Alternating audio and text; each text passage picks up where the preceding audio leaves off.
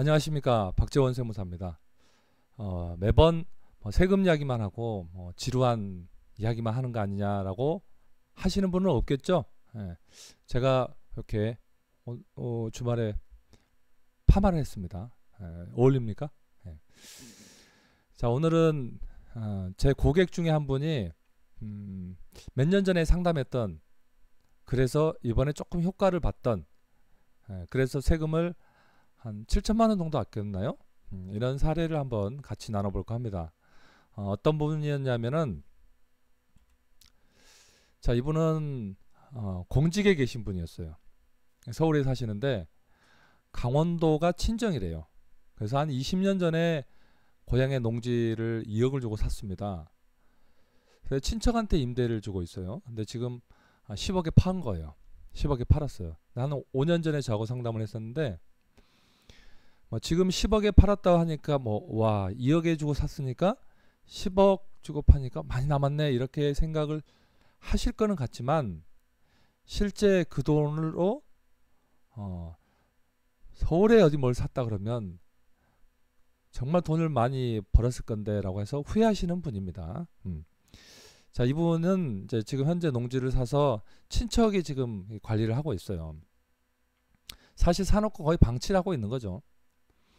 자, 그런데 이분이 이제 10억에 팔았는데, 제가 세금 계산을 해봤는데 지금 양도소득세가 3억 1,800이 나옵니다. 3억 1,800, 세율이 52%예요. 3억 1,800, 71만 6천 원. 자, 이렇게 어떻게 계산을 다시 해봤더니 2억 5천이 나와요. 하나는 3억 1,800이 나오고. 자, 그럼 이거 어떤 차이가 있을까라고 궁금하겠죠.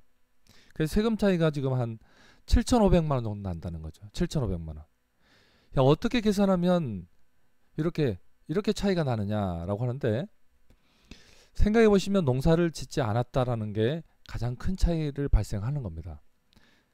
자, 그래서 농사를 짓지 않으면 비사업용, 농사를 지으면 사업용. 자, 농지가 있는데 이게 아주 멀리 있다 그러면 농사를 지을 수가 없잖아요. 그래서 이 비사업용으로 되면 이렇게 세금을 많이 내야 됩니다. 자, 물론 지금 이게 양도세 10% 지방소득세가 별도로 또 있어요. 추가로 세금 차이가 나는 거죠. 이 차이는 전체를 제가 지방소득세와 같이 차이가 나는 겁니다. 그러면 이렇게 농사를 짓지 못하는 타지에 있는 땅이니까 당연히 이렇게 7,500을 더 내야 되겠지만, 결론적으로 상담을 해서 대비를 해서 7,500만 원을 더 적게 냈다 이거예요, 결론은. 그래서 이 방송을 듣는 분들이 또 그런 방법을 찾을 수가 있습니다. 그런 방법 알려드릴게요. 일단 농지를 가지고 있으면서 짓지 못하는 분들, 작용을 하지 못하는 입장에 있는 분들, 자, 그런 분들은 이 농어촌 공사에다가 의뢰를 하면, 농지 소유자가 농어촌 공사에다 의뢰를 하면, 이 농어촌 공사에서 농사를 경작할 분들을 이게 뭐라 그러죠? 소개를 해준다 그러나요? 아무튼 이 업무를 하는 겁니다. 위탁 업무를 해요. 자, 그래서 농사를 못 짓는 분이 농촌공사에다가, 국가기관에다가 공사해줘. 맡기면 농사를 짓는다고 인정해 주는 게 아니라, 짓는다는 인정이 아니라 비사업용이 아니라 사업용이 된다, 요런 게 있어요. 아무튼 비사업용보다는 사업용이, 아까 사례에서 봤지만 한 7점 몇 번은 세금이 적지 않아요? 그럼 내가 못 짓고 있는 상황에서는 위탁을 하면 훨씬 유리하겠네요. 그죠? 자, 그래서 이렇게 됩니다. 농지 임대 수위탁 계약서. 자, 이렇게 계약서를 작성해서 여기 보죠. 어디 동에 있는 농지인데 이 농지를 농어촌 공사에다가 하면 이렇게 농지 임대 수위탁 계약서, 이걸 작성을 하면 내 땅을 합법적으로 사업용으로 인정받을 수가 있습니다. 자, 그런데 중요한 게 있어요. 이제 세금에서 중요한 것은 그냥 위탁만 하면 되냐? 그렇지 않고요. 여기 보면 위탁 기간이 있죠. 위탁 기간이 보면은 4년 5개월로 돼 있잖아요.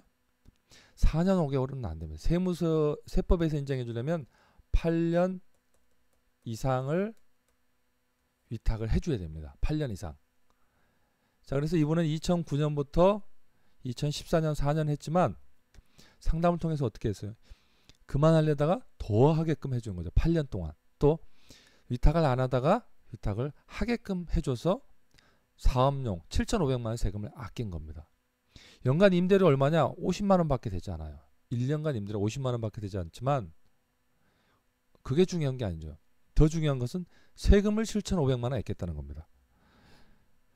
자, 그래서 이렇게 5년간 아까 4년 했었죠. 4년에서 이렇게 다시 위탁을 또 5년 동안 하게끔 만들어준 거죠. 자, 지금 이분이 위탁을 하면서 받은 연간 임대료, 그 땅을 임대를 해주면서 받은 게 50만 원밖에 되지 않아요. 50만 원 매년. 이것만 하려고 지금 임대해 준 건 안 돼요. 아니에요. 결국 세금 아끼면서 받은 혜택을 한번 살펴보죠. 세금 아낀 것은 8년간 위탁을 했다. 그러면 7,500만 원 세금을 아낍니다. 연간으로 따졌다. 그러면 937만 5천 원. 한 달로 따졌다 그러면 78만 원. 보시면 어때요? 지금 연간 임대료도 받고 세금도 연간 1,000만 원 정도 혜택을 보고. 자, 농사를 경작하지 못하는 그런 상황이다. 그러면 임대라는 게 훨씬 낫지 않아요? 그죠? 네. 자, 이런 방법이 있는데 대부분 모르신다는 거예요. 자, 그래서 몰라서 세금 내시는 분들이 굉장히 많고 또 이렇게 방치를 해놓으면 안 된다는 걸 제가 방송을 통해서 알려드린 겁니다. 자, 그래서 농지를 위탁을 하면 합법적 임대가 되고 임대 수입도 발생하고 8년 이상 하면 사업용 농지로 바꿀 수가 있다. 근데 8년 이상이라는 거 꼭 유념을 해주시기 바랍니다. 자, 그래서 농지원공사에 8년 이상 위탁하면 양도세 절세 됩니다.